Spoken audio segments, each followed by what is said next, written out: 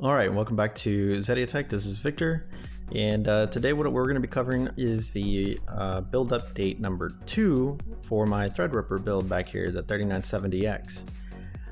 So I've seen quite a few videos, of course, with builds inside of this case. I haven't seen too many builds with 360mm radiators in the system, and I believe that the reason is because it is absolutely a pain in the butt to get 3 radiators inside this case, and of course all the fittings and the tubing. So with all that being said, I wanted to go ahead and go over how I ended up putting all of these radiators in the system, and the tubing, of course, the fittings I used and whatnot. Now this is of course only one version of many of how you can put 3 360mm radiators in the O11 dynamic non-XL version of this. Of course, the XL version exists, which would make this a whole heck of a lot easier, but it would also be about 2 or 3 inches taller, and not to mention that it would be a little bit wider and a little bit deeper as well. With all that, I'm going to go ahead and go over how I put this together. Alright, so you can see that I have an extension here. Hold on. So you can see I have an extension on the radiator here, and that's because I needed to connect it to this radiator on the side panel here. And if I didn't do that, it would have been almost impossible for me to do so. Now I could have brought it forward, but then I would have been in the way of the front panel. So here you can see the fitting is a rotary fitting right there, and that's just the only way that I could do it. So I wanted to make sure that I could put all the fans on the radiators.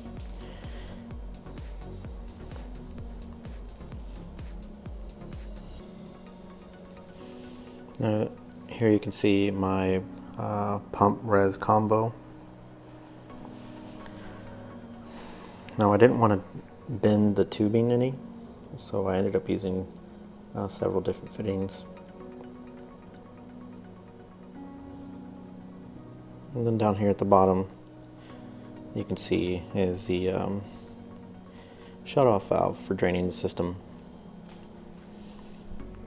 and you can pull this out. I'm not going to do so at the moment. I don't want to spring a leak while the system is running. Now right in here, so this is the side of the case, of course, and you'll see the rest of the system here with the side panels on in a minute. But as you can see right there, that's the back fitting, so I had to use 2 rotary connectors there as well to get it to come out and down between the 2 sets of fans. And then you can see the fittings from the pump res combo over to the CPU.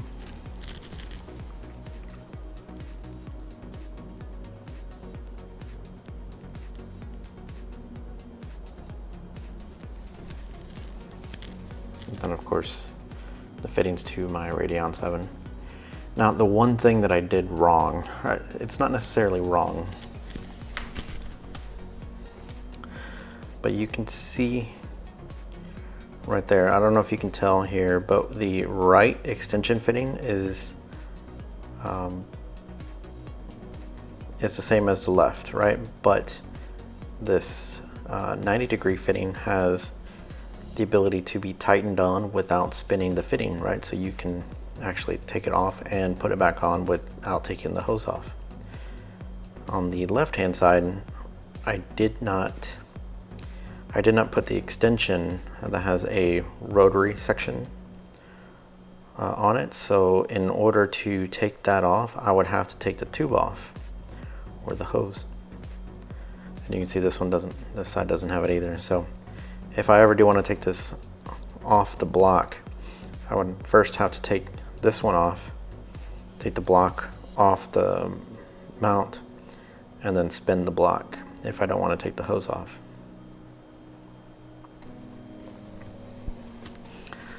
And for the astute among you, you can see that I have the braided cables here, kind of fixed on the front side, but pretty messy on the back. So I don't have the cable combs to fix that, so I just kind of bunched them up, and that's okay. It's not really that much of a showpiece.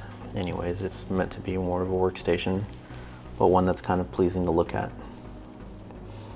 So this is my Asus Hyper M.2 by 16 card. I currently have 4 SSDs, 2 of which are the 970 Evo Plus 500 gig NVMe drives, and 2 of them are the Patriot Scorch M.2 SATA drives, and both 500 gigs as well.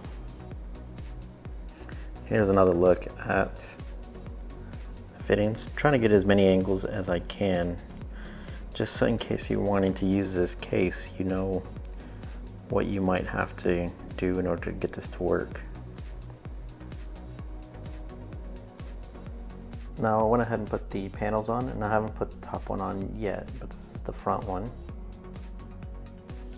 And here it is from the side. It's very reflective, so that's why I didn't want to shoot the video showing off the inside with the panels on. It's a very clean looking case. Now I wanted to show off the top. Here's the top radiator here. It looks like you can fit a bigger radiator, and although that might be the case, I don't know how you'd be able to fit a radiator that is wider. So this is a 360 mil. It's 120 millimeter wide. They do have some that are wider, but with it being wider, you may end up not having enough room to do this. To do that right about there. I can't really hold it. Okay, so I ended up taking that off. So once again, the radiator, right? Can't be any thicker than this if you're going to use 3. Because of this here. So you can see that if you took up that gap, that would make this particular connection here a little bit harder. By a little bit, I mean a lot. I'm not saying it's impossible, but it more than likely is more trouble than it's worth. And besides, if you're going to fill all 3 radiator spots, or all spots on this case for a radiator, then I really wouldn't worry about using a thick radiator or a bigger radiator up here, because it's really not necessary. I mean, this is really good cooling for the system, and it keeps my Radeon 7 under full load in the 40 degrees Celsius range. Okay, and here is the back of the case. And before I continue on, I forgot to mention, so some of y'all might ask why I'm not using the dust filter or putting the dust filter up there. And even if you weren't gonna ask, it is an exhaust.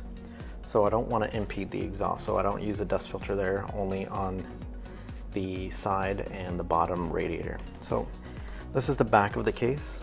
Now I'm gonna focus in here. So this is the 2 3.5 inch drive cage. You can fit 2.5 inches in there as well. And this panel here is what I use to hide all my cables, all my indiscretions. This is my 1000 watt power supply. It's an EVGA 80 plus gold. And then here is the other radiator. And it fits just fine back here. Now, one thing I wanted to try to do is to see whether or not I can stick 3 fans back here as well in a push-pull configuration. And there might be enough room, as you can see right here. So this is my finger right there, so it's about a knuckle. It probably is enough, but I definitely don't need it just yet. That's it, and that's the back. I do have the Corsair Commander Pro stuck to the back of this here. I'm not going to take it apart in camera because there's kind of a jumble of cables back there, but just take my word for it. And that's it. That's the O11 Dynamic with my 3970X and Radeon 7. So as you can see, it was kind of a trick to get some of these fittings to work right. At the top front part of the case, as you can see that the fan and radiator were kind of pushing the fitting, of course, all the way down to where I couldn't just go straight across and in. Not to mention the glass in the front would impede me coming out and over and back into it. It was a pain, right? So I played around with quite a few fittings, and I probably could have done a better job. There is more than likely a way that I could have gotten that to work, but the only problem was that even if you were to get the fittings to work in a way where you can get them closer without so many bends and turns like I had, the problem then arose with the tube, or the tubing being too short. You wouldn't be able to put the little threaded clamp over the tube first, put the tubing over the barb, and then bring the clamp over. It would just be probably a 1.5 inch piece of tubing, which I don't know if anybody's ever worked on these before, but there's almost no way that you can get it to fit without some kind of trickery. So what I ended up doing is bringing the fitting down and over so that I can have enough room to put a decent sized tubing in there. Now you have to be really careful, because what ends up happening is you end up with such little room that if you don't have swivel fittings, it's almost impossible, especially with this tubing, right? It's a 3/8 inner diameter and 5/8 outer diameter tubing. So it's pretty thick, and it's really hard to deal with whenever you're trying to put it on the fittings.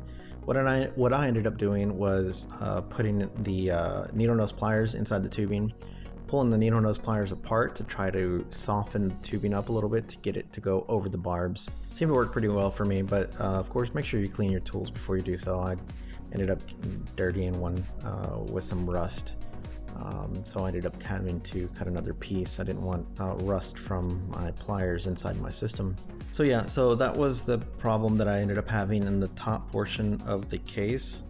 I really didn't have any other problems whatsoever with everything else, other than that little corner. Everything else was kind of far away.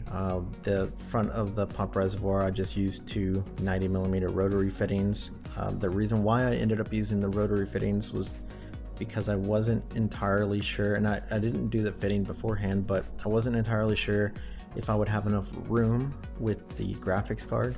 And then of course I had the graphics card, but then I knew that I was going to go and get a water cooling block, and I know that some water cooling blocks stick out, so I didn't know what the exact size of the water block was going to be and how much room I would have.